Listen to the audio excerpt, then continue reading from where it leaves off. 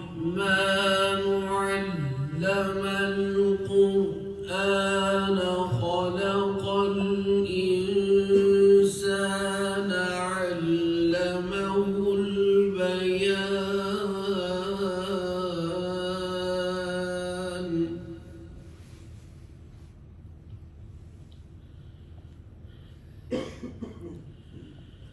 الشمس والقمر بحسبان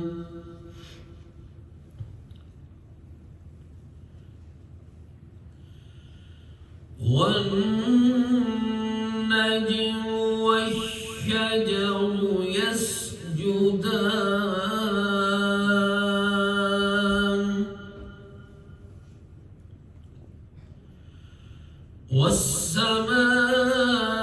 والسماء رفعها ووضع الميزان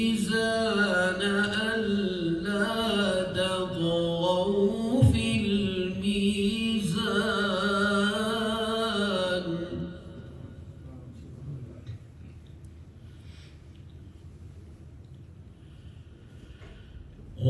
وأقيموا الوزن بالقسط ولا تخسروا الميزان والأرض وضعها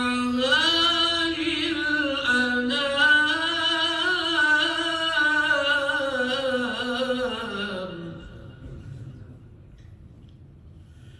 فيها فاكهة والنخل ذات الأكمام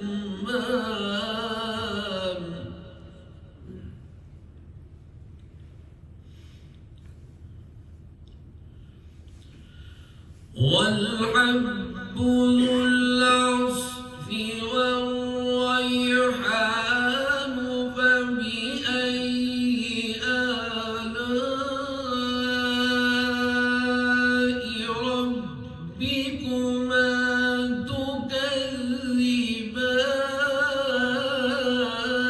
تكذبان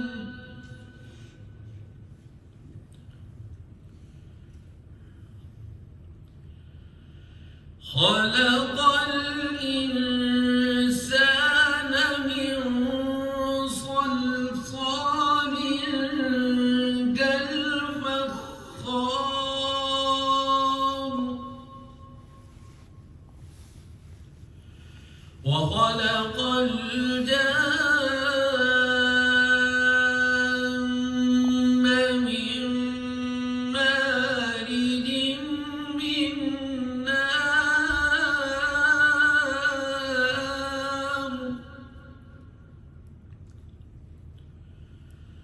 فبأي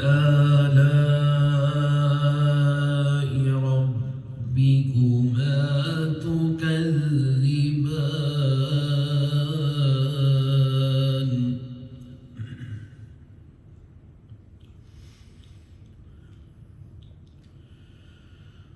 رب المشرقين ورب المغربين فبأي آلاء ربكما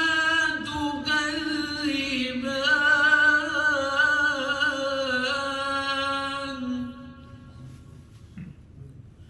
فبأي آلاء ربكما تكذبان صدق الله